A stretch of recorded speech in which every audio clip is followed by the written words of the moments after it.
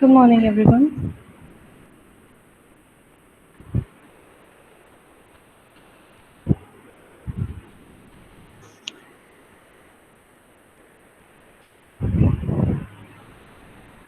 Am I audible?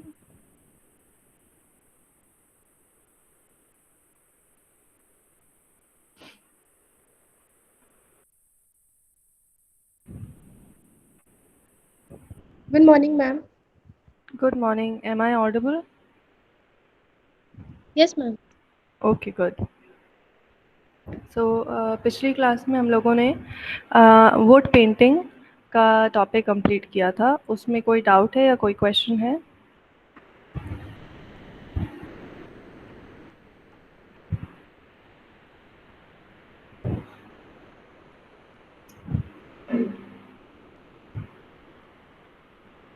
No?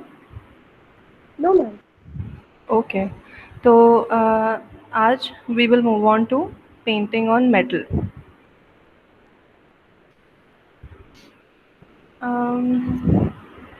हम लोग metal paint करने के लिए कौन से पेंट्स यूज़ करते हैं mostly?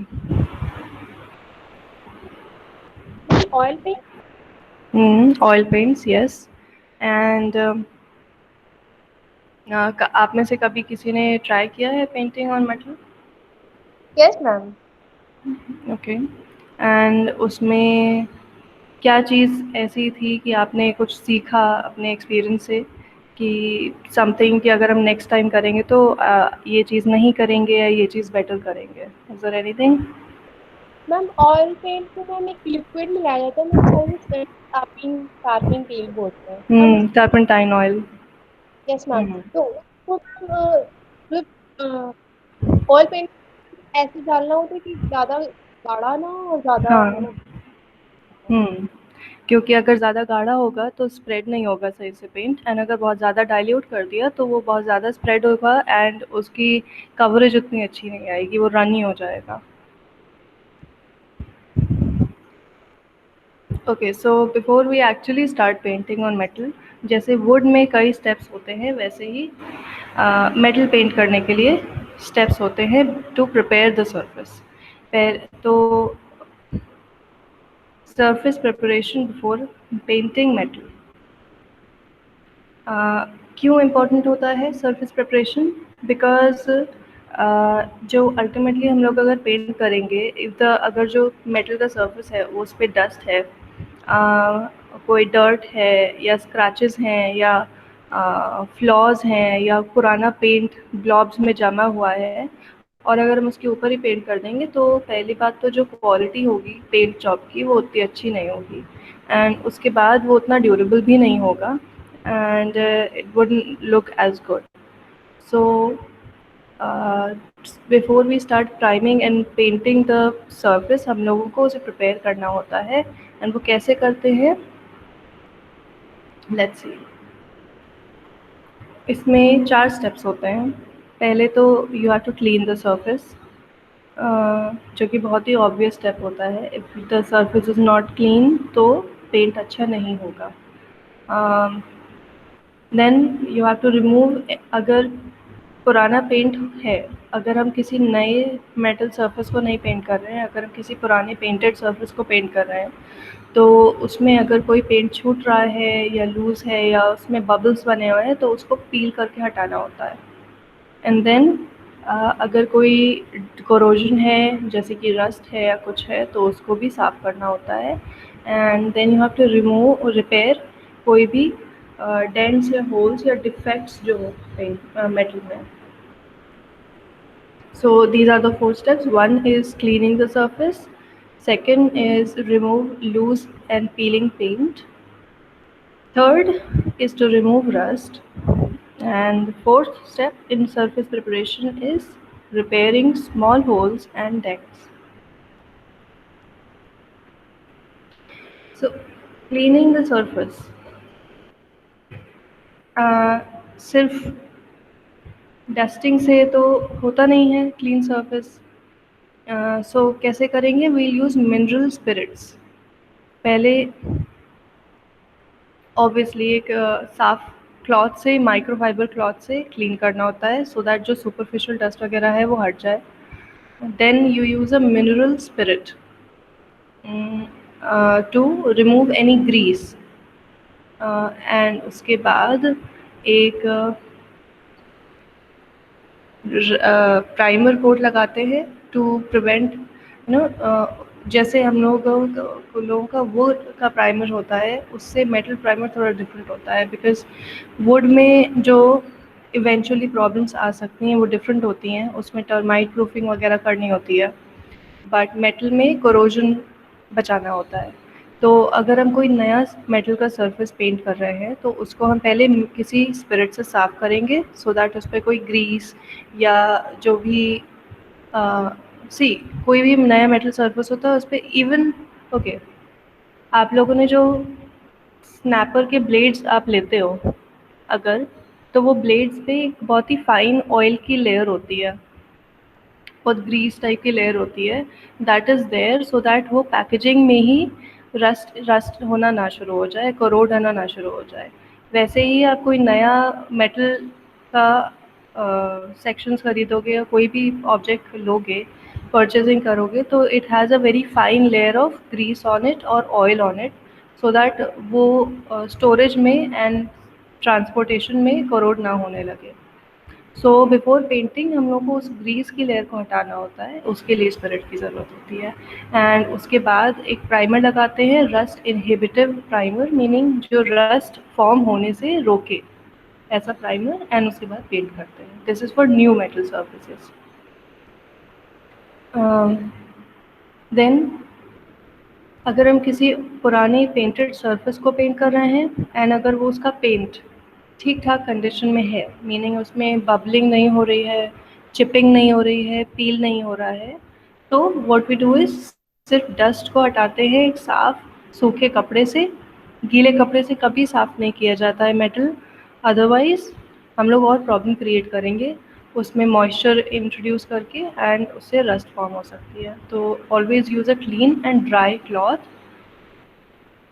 And then because oil paints या कोई भी मेटल पेंट शाइनी होता है, ग्लॉसी होता है, तो बिकॉज वो ग्लॉसी होता है तो उसकी एक और क्वालिटी होती है कि it's very slippery and very smooth. तो किसी भी स्मूथ एंड स्लिपरी सरफेस पे पेंट उतना लॉन्ग लास्टिंग नहीं रहता है, तो फर्स्ट उसको डीग्लॉस करना होता है। डीग्लॉस मतलब उसकी चमक हटानी होती है, एंड वो कैसे करते हैं हम लोग, लाइट सैंड पेपर से हल्के से सैंडिंग करके। उसके बाद जो भी अब सैंड पेपर से सैंडिंग की है तो कुछ डस्ट, पेंट की डस्ट भी होगी, तो उसे क्लीन करेंगे मिनरल स्पिरिट से, एंड उसके बाद जो आपका सरफेस मिलेगा आपको, उस पर आप दोबारा पेंट कर सकते हैं। देन अगर डस्ट ऐसी है कि आप उस कपड़े से साफ़ कर रहे हो फिर भी वो वापस आ जा रही है एंड नहीं छूट रही है, तो क्या करेंगे, बहुत ही माइल्ड डिटर्जेंट से, कोई स्ट्रॉन्ग या बहुत ही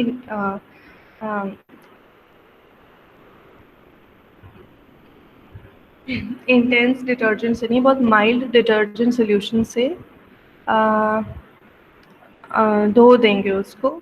या फिर अगर हमें डिटर्जेंट नहीं यूज़ करना है तो हम लोग कोई ऐसा प्रोडक्ट लेके आ सकते हैं, क्लीनिंग प्रोडक्ट जो पेंटेड सर्फेसेस के लिए ही होता है, लाइक फॉर एग्जांपल कॉलिन होता है, but that's only for normal glass and laminated surfaces.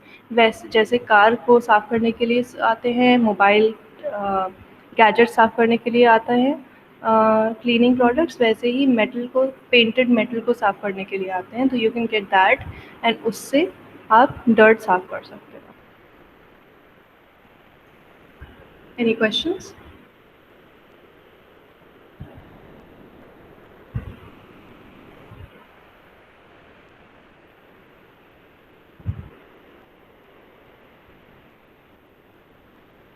No?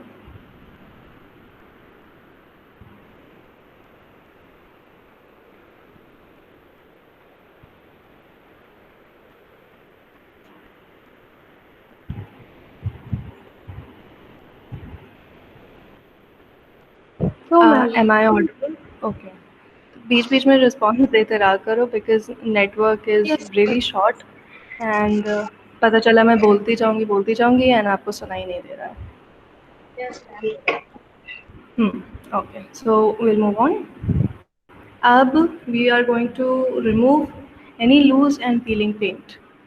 सो अगर हम पुराना पेंटेड मेटल पेंट कर रहे हैं तो अगर उसका पेंट छूट रहा है, पील हो रहा है, उसमें बबल्स बने हुए हैं, तो हम लोग उसको एक वायर ब्रश से साफ़ कर सकते हैं। See I will show you wire brush क्या होता है। ये पहला जो लेक्चर था उसमें I to show this hold on wire.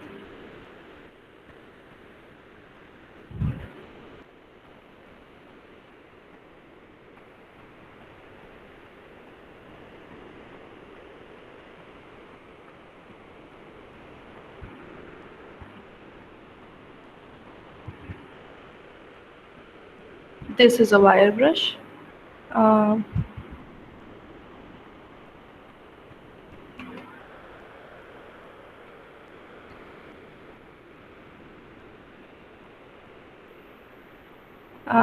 Normal handle वाला ब्रश होता है एंड इसमें ये जो ब्रिसल्स होते हैं वो बहुत ही फाइन मेटल वायर के होते हैं। So Yes, you ma'am. use this brush to clean the surface and इससे जो पुराना पेंट होता है अगर वो पील हो रहा होता है तो वो पूरा छुट जाता है इजीली।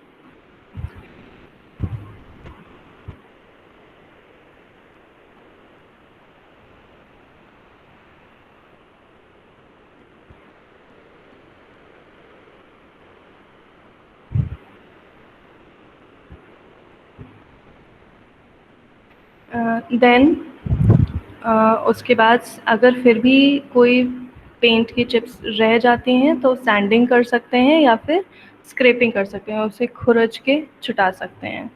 एंड इसमें ऑब्वियसली मेहनत लगती है, लेबर इंटेंसिव वर्क होता है। इसलिए क्या प्रॉब्लम होती है कि अगर आप सही से नहीं कर रहे हो तो कहीं न कहीं पेंट पुराना छूट जाता है।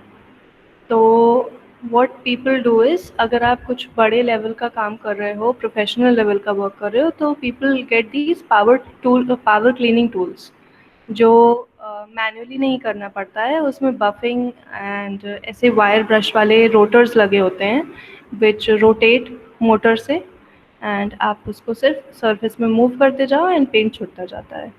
बट अगर आप कोई घर पे DIY वाला काम कर रहे हो तो you don't need these power tools. So it depends, अगर बड़े लेवल का काम है तो you can get power tools, you don't have to use a hand wire brush and sanding. But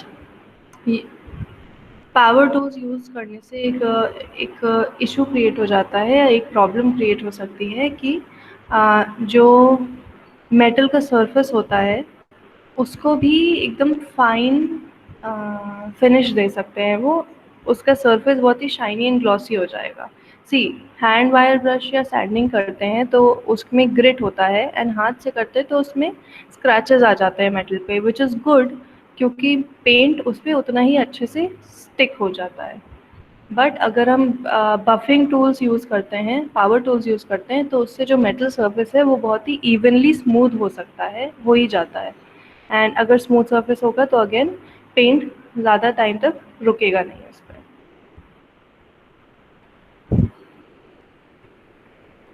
then third step in preparing the surface is you remove the rust। अगर हम किसी metal को paint करने के लिए prepare कर रहे हैं तो first of all you have to check कि उसमें कहीं रस्ट फॉर्म हुई है या नहीं हुई है। बिकॉज़ अगर हम रस्ट के ऊपर पेंट कर देंगे तो अंदर अंदर वो मेटल करोड होता जाएगा एंड वीक होता जाएगा। एंड बिकॉज़ ऊपर नया पेंट होगा तो you won't find out until it's too late and आपका जो भी मेटल का प्रोडक्ट है, सामान है, it will be damaged beyond repair. So before you apply new paint you should check कि अगर कहीं रस्ट है तो उसको क्लीन करें एंड उसके बाद ही नया पेंट करें। सो अगर हल्की रस्ट है जो घिसने से छूट जा रही है तो क्या कर सकते हैं कि अगेन वो वायर ब्रश यूज़ करके उसको साफ़ कर सकते हैं। देन उस पार्ट को जहाँ पे रस्ट है उसे सैंडिंग करके और अगेन वो प्राइमर लगाएंगे, रस्ट इनहिबिटिव प्राइमर, जैसे रस्ट ओलियम, रस्ट रिफॉर्मर, इस टाइप के मार्केट में प्रोडक्ट्स आते हैं। वो प्राइमर उतने एरिया में लगाएंगे and then will move on to the next step. Then एक और प्रोडक्ट आता है, एक और टाइप का प्रोडक्ट आता है which is known as rust converters, या फिर rust primers, rust inhibitive primers use करके हम लोग उस रस्टेड स्पॉट को कवर कर सकते हैं। मतलब अगर लूज़ एंड बहुत ही लाइट रस्टिंग है तो उसे क्लीन कर सकते हैं, बट अगर इतना ज़्यादा रस्ट है कि उसे क्लीन करेंगे तो उतना मेटल ही टूट जाएगा, तो you can just make sure कि उसको कवर कर दें रस्ट कन्वर्टर से, सो दैट वो और स्प्रेड ना हो।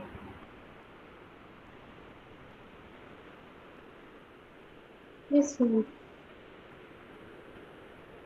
Then last step in surface preparation is that you repair small holes and dents in the metal that you're painting.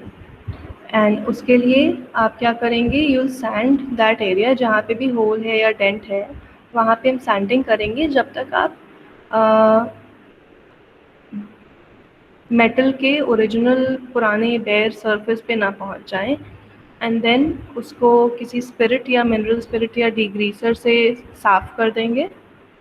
And उसके बाद अगर छोटे होल या डेंट हैं तो उसमें एपॉक्सी बेस्ड कॉम्पोजिट फिल कर दिया जाता है। जैसे वुड के लिए वुड फिलर होता है या पुट्टी होती है, वैसे ही मेटल के लिए एपॉक्सी बेस्ड कॉम्पोजिट होता है, जो उसमें होल में अगर छोटा होल है तो उसमें फिल कर देंगे once you clean that area, and उसके बाद उसे इवन आउट कर देंगे। एंड अगर बड़ा होल है तो उस होल या डेंट के एज पे वही एपॉक्सी फिलर लगाएंगे। एंड उसके बाद फाइबर ग्लास मैश का उतना बड़ा एक पीस कट करके उस होल से 1 इंच बड़ा पीस कट करके उसमें फिलर में भर देंगे। एंड उसके बाद उसको कवर कर देंगे, क्योंकि अगर बड़ा होल है तो सिर्फ एपॉक्सी फिलर से वर्क नहीं हो पाएगा, बिकॉज़ वो उतना मेटल का जितना रिजिड सरफेस नहीं प्रोवाइड कर पाएगा, एंड उसका फिनिश भी डिफरेंट होता है दैन द मेटल। तो जब आप अल्टीमेटली पेंट करोगे तो इट विल लुक ऑड, उतना पोर्शन अलग दिखेगा। See fibre glass, I show you कैसा होता है। लाइक वूल, मेटल वूल को अगर हम वायर फॉर्म में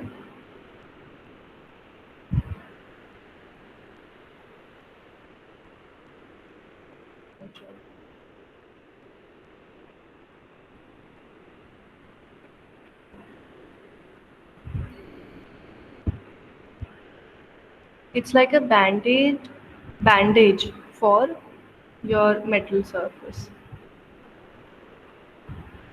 Here, let me show you.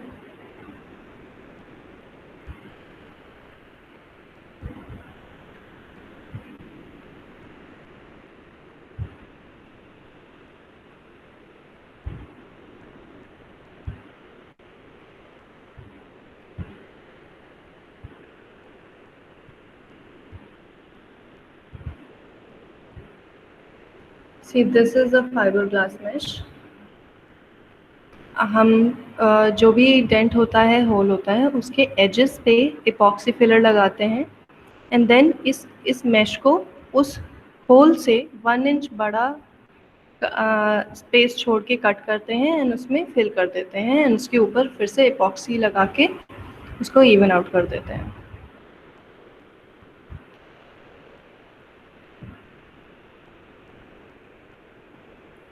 And the way to apply epoxy on top of this fiberglass mesh is कि बाहर से edges से start करेंगे and अंदर epoxy लगाएंगे, so outward to inward लगाते हैं। Yes, ma'am.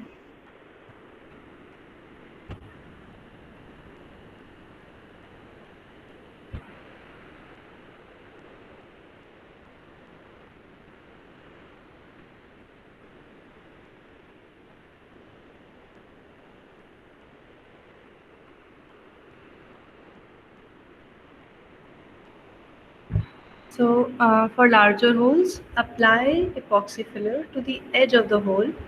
Cut a piece of fiberglass mesh approximately 1 inch larger than the hole and press it into the filler. तो उससे क्या होगा, वो वहाँ पे फिक्स हो जाएगा अपने स्पेस में. And then what you do is you cover the mesh with epoxy and working your way from edge towards the centre of the hole. मतलब आउटसाइड एजेस से सेंटर की तरफ epoxy से कवर कर देते हैं मैश को. सो आपका बड़ा डेंट फिक्स हो जाएगा before painting. Now the step between painting and preparing the surface is priming the surface. And would को हम जैसे प्राइम करते हैं एंड उसका पर्पस होता है to make the surface ready to receive paint and for better adhesion provide करता है between the surface and the paint. And जो पेंट है वो एब्जॉर्ब नहीं होता है वुड में. सो दैट मीन्स आप गिवन अमाउंट ऑफ पेंट को ज़्यादा सरफेस एरिया पे स्प्रेड कर सकते हो and with better results. But metal में देर इज़ नो एब्जॉर्प्शन, तो you paint will never get absorbed into the surface. तो what's the point of priming the surface of a metal? Metal तो already smooth in even surface होता है. तो let's priming is a very important step in preparing metal for paint, especially if the surface will be exposed to moisture. To select the right primer, the type of metal to be coated, along with the desired appearance, performance requirements and environmental conditions should be considered. तो हम लोग पहले तो metal की हम जैसे would की problem होती है कि एब्जॉर्प्शन हो सकता है एंड टर्माइट्स एंड क्रिटर्स उसको डैमेज कर सकते हैं. मेटल की प्रॉब्लम होती है कि it can rust. So this is a very important point कि हम प्राइमिंग क्यों करते हैं. सो हमें कैसे पता चलेगा कि हम कौन सा प्राइमर लें? तो उसके लिए हमें कुछ कुछ पॉइंट्स कंसिडर करने होते हैं. पहले तो हम किस टाइप के मेटल पे पेंट करने जा रहे हैं, meaning it can be iron, steel, wrought iron, cast iron, copper, anything. कोई भी टाइप का मेटल हो सकता है and depending on the type of metal you will select what kind of primer you need. And then किस type की finished appearance चाहिए आपको, what kind of finish you want. That also dictates कि आप कौन सा टाइप का primer लोगे. देन परफॉर्मेंस रिक्वायरमेंट्स मीन्स हमें कितना ड्यूरेबिलिटी चाहिए एंड कितना स्प्रेडेबिलिटी चाहिए पेंट का. देन एनवायरमेंटल कंडीशंस लाइक हम मेटल ब्रिजेस पे अगर पेंट करते हैं तो हमें अगर सी ब्रिज है तो we have to make sure कि वो salt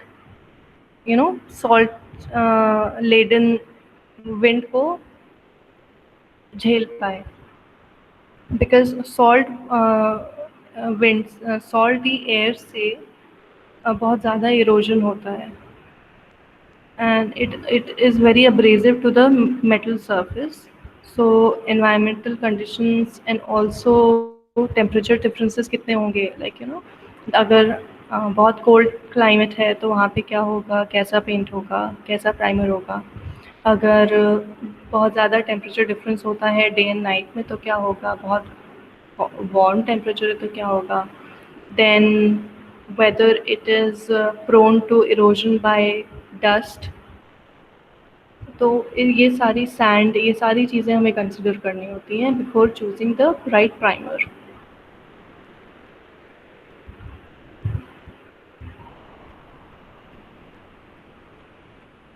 So how do we apply primer on metal?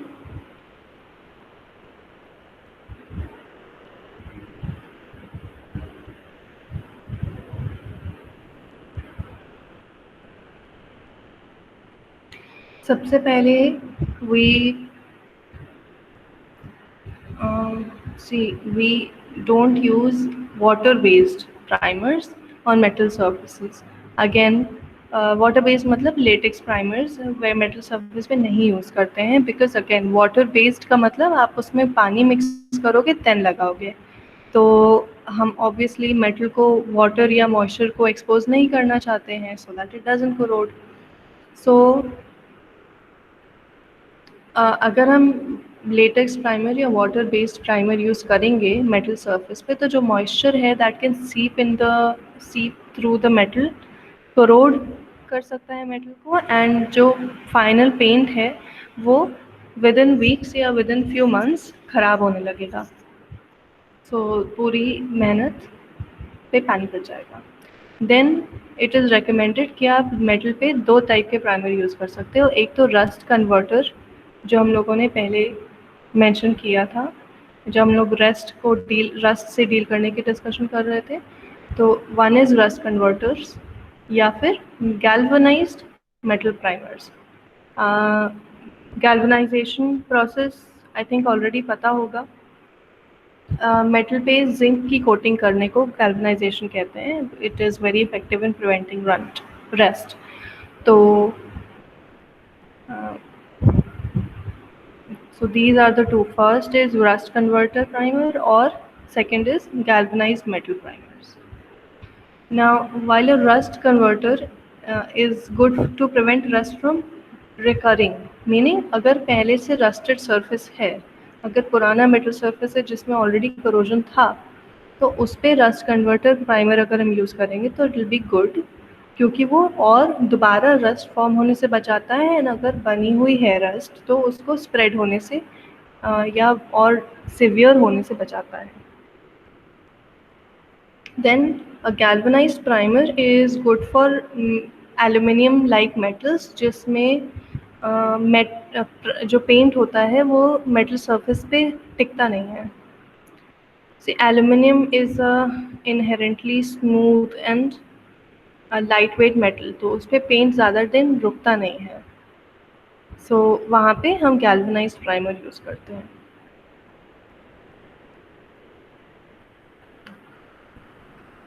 You can also find iron oxide and zinc chromate primers, जो हम लोग ऑलमोस्ट सारे मेटल सर्फेसेस पे यूज़ कर सकते हैं, whether it is interior related work और exterior related work. Iron and steel के लिए ये दोनों यूज़ कर सकते हैं, iron oxide and zinc chromate primers.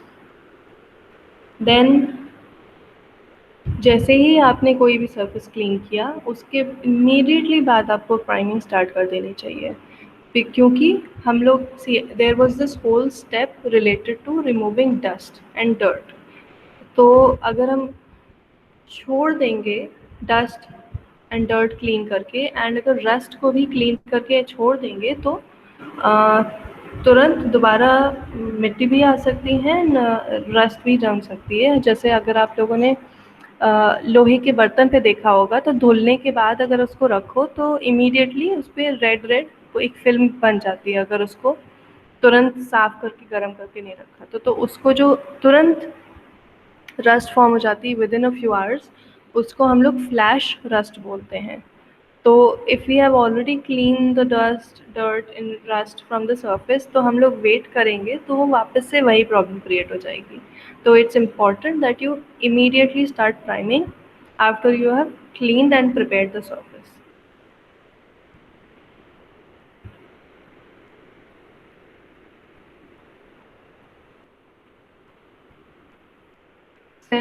then कुछ मेटल्स जैसे कि अनट्रीटेड एल्यूमिनियम को प्राइमर ज़रूरी होता है, बट कुछ ऐसे भी मेटल्स होते हैं जिनके लिए प्राइमर ज़रूरी नहीं होता है। एक जो मेटल्स के लिए प्राइमर बनते हैं वो स्पेशली वहाँ पे अप्लाई करने चाहिए। अगर हम किसी भी मेटल को पेंट कर रहे हैं तो इट इज़ वेरी इंपॉर्टेंट कि we use a primer specially on the surface जो भी मॉइस्चर की तरफ एक्सपोज्ड रहेगा, क्योंकि अगर एक बार पानी चला गया मेटल के बेयर सरफेस पे तो तुरंत रस्ट फॉर्म होने लगेगी एंड इट वोंट स्टॉप अगर प्राइमर नहीं है तो। बिकॉज़ ऑब्वियसली अगर प्राइमर नहीं है तो पेंट छूटेगा भी बहुत ईज़िली, उसकी एडहेसिव प्रॉपर्टी भी कम हो जाएगी, तो वो ईज़िली पील ऑफ होने लगेगा and the moment it paint peels off from the surface, जैसे ही बेयर मेटल सरफेस पे मॉइस्चर टच होगा, वो वहाँ से रस्ट होना शुरू हो जाएगा। तो it is very important that you prime your metal before painting. Then metal primers में और भी कई ऐसे कंपोनेंट्स होते हैं जो सिर्फ रस्ट ही नहीं और भी टाइप के कोरोजन से बचाते हैं। लाइक कॉपर पे पैटिना फॉर्म हो जाती है ग्रीन कलर की। जिंक इज सैक्रिफिशियल जिंक, मतलब इट इट काइंड ऑफ उस पर रस्ट नहीं फॉर्म होती है but it kind of starts degrading in itself.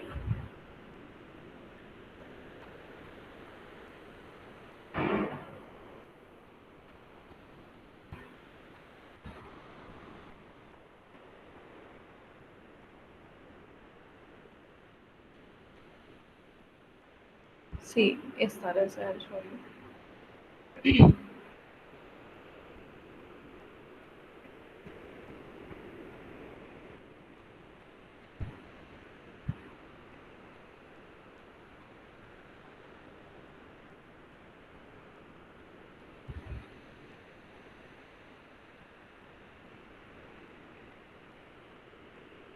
इस तरह से इट स्टार्ट्स ईटिंग इटसेल्फ, वो अपने आप में करोड होने लगता है एंड उतना पार्ट बेकार हो जाता है।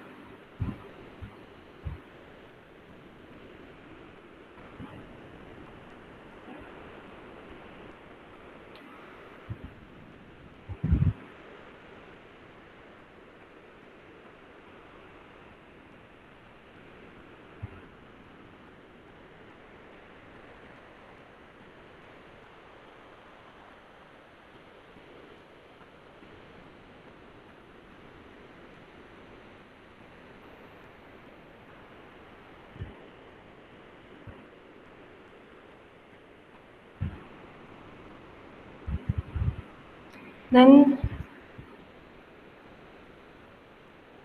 Metal hydroxides and metal oxides एक सॉलिड सरफेस प्रोवाइड नहीं करते हैं जिस पे पेंट स्टिक हो पाए।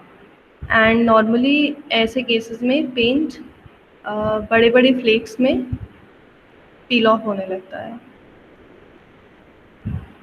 सो इन दिस केस अगर हम प्राइमर यूज़ करते हैं तो सैक्रिफिशियल जिंक और इन सारी चीज़ों से हम लोग मेटल को बचा सकते हैं and to make sure that whatever we paint, whatever the finish surfaces वो लॉन्ग लास्टिंग हो। And then there is one more reason जिसके लिए प्राइमर यूज़ करना इज़ गुड। जब अगर स्टील का कोई पार्ट या कोई भी मेटल का कुछ पार्ट ऑलरेडी रस्ट हो रहा हो या कोरोड हो रहा हो, तो उसमें प्राइमर अगर हम लगा देंगे तो वो सिचुएशन और ज़्यादा ख़राब नहीं होती है। It can just stop there. कोई क्वेश्चन? मैम मेटल पे अगर स्टेन हो तो मैम कैसे रिमूव करेंगे? मेटल पे स्टेन किस चीज़ का? जैसे डिपेंड करता है किस टाइप का। जैसे अगर रस्ट का स्टेन है तो उसको क्लीन करना पड़ेगा विद रस्ट को स्क्रैप ऑफ सैंडिंग करके हटाना पड़ेगा। पर किस टाइप के स्टेन की बात कर रहे हो? मैम ग्रीन कलर का जैसे स्टेन। ग्रीन कलर का स्टेन नॉर्मली कॉपर पे आता है। कॉपर का वो स्टेन नहीं होता, वो पैटीना होता है। मतलब जैसे आयरन पे स्टील पे जंग लगती है, वैसे ही कॉपर पे पैटीना फॉर्म हो जाता है। और वो ब्लूइश ग्रीन या ग्रीन कलर का होता है। Let me show you and बताना कि यही आप बोल रहे हो या कुछ और बोल रहे हो। हम्म।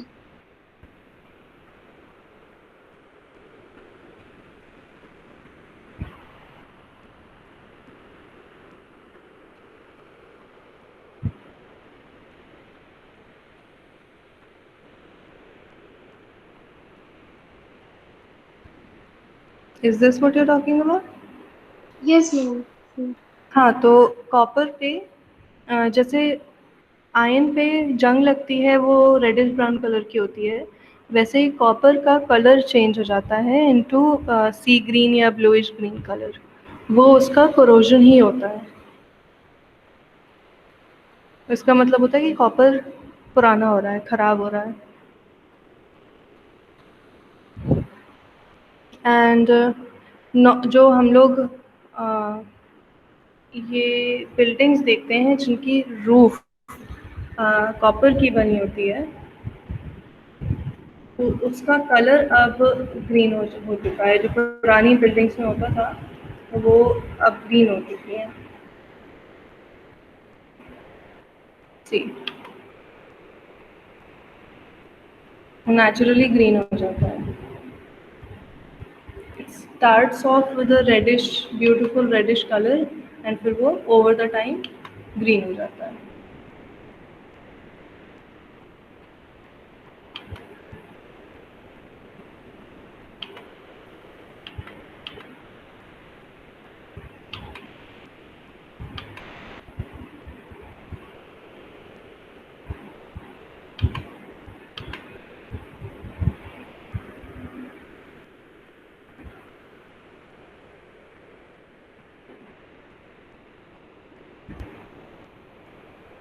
देन इवन दो हम लोग मेटल को कम्प्लीटली क्लीन कर सकते हैं ब्लास्टिंग से, उसमें फिर भी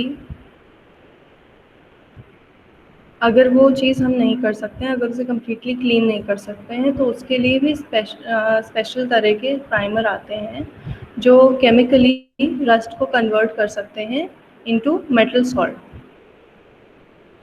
सो अगर हम क्लीन नहीं कर पा रहे हैं, रस्ट छूट नहीं रही है, इट इज़ स्टिल इतनी ज़्यादा ख़राब कंडीशन है कि you can't remove it and you can't cover it up, तो उसके लिए भी अलग टाइप के प्राइमर आते हैं जिससे वो रस्ट केमिकली रिएक्ट होके कन्वर्ट होके मेटल सॉल्ट बन जाती है, so at least it doesn't spread. And ये सब करने के बाद वो अपने ओरिजिनल कंडीशन में तो नहीं आएगा मेटल ऑब्वियसली, क्योंकि वो करोड़ होके ख़राब हो चुका है। पर हाँ, अगर हम उस रस्ट को ऐसे ही छोड़ देते हैं, उस कंपैरिजन में वो फिर भी थोड़ा स्ट्रॉन्ग हो जाता है। स्टिल इट वोंट कोलैप्स, या टूट के गिरेगा नहीं। सो एल्युमिनियम के केस में पेंटिंग एंड प्राइमिंग स्पेशली ज़्यादा इम्पॉर्टेंट हो जाता है, बिकॉज एयरप्लेन्स में, एयरक्राफ्ट्स में एल्युमिनियम ही यूज़ होता है। उनका जो शेल होता है एयरक्राफ्ट्स का, that is made out of aluminium, and it is very important to use good primers on them before painting, क्योंकि दो वजह से। एक तो क्योंकि एयरक्राफ्ट्स एक सर्टेन हाइट पे उड़ते हैं, तो उनका जो सन का रेडिएशन का इफ़ेक्ट होता है वो बहुत ज़्यादा इंटेंस होता है, राइट? तो उसका जो पेंट होता है वो फेड हो जाता है, and it chips of very easily. And specially aluminium की हम लोगों ने जिससे अभी बात की, उसकी खुद की क्वालिटी होती है कि वो मेटल को पेंट को अच्छे से रिसीव नहीं करता है। मतलब इट इज़ पेंट ज़्यादा टाइम तक रुकता नहीं है एल्युमिनियम पे। सो अगर एल्युमिनियम विंडो या एक्सेट्रा ऐसी कोई चीज़ है, तो तो यू कैन रीपेंट इट अगर प्रॉब्लम आई तो। बट अ होल एयरक्राफ्ट जो इतना बड़ा होता है, उसको रीपेंट करना is a big and very expensive task. तो उसके लिए स्पेशल टाइप के प्राइमर्स आते हैं जो कि जिंक क्रोमेट प्राइमर्स होते हैं। सो उससे पेंट को एक्स्ट्रा अधेशन प्रोवाइड करता है वो, but it is in itself it is a toxic material. तो वो normal day to day aluminium के प्रोडक्ट्स में, विंडोज़ एंड डोर्स में नहीं यूज़ होता है। It's only used in aircrafts because people don't usually come in contact with the exterior of the or the primer on a aircraft.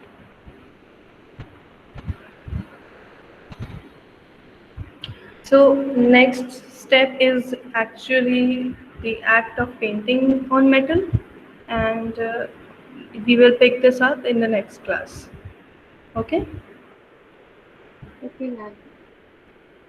Thank you. Thank you, ma'am. And make sure कि आप लोग को जो topic पढ़ाते जाएं उसके notes बनाते जाओ प्रॉपर फाइल में, सो बिकॉज आपको पता है बनाना तो है ही, right? So don't wait for me to tell you कि अब इस टॉपिक के नोट्स बनाओ। जैसे ही जो टॉपिक ख़त्म हो, आपके यूट्यूब पे सारे वीडियोस हैं, तो just start working on it, क्योंकि अब आप लोग नेक्स्ट सेमेस्टर में आ चुके हो, बड़े हो चुके हो, तो यू ऑलरेडी नो क्या क्या करना होता है, एंड जहाँ नहीं समझ में आए, जहाँ डाउट आए, you can ask me. Okay, ma'am. Okay, thank you. Thank you, ma'am.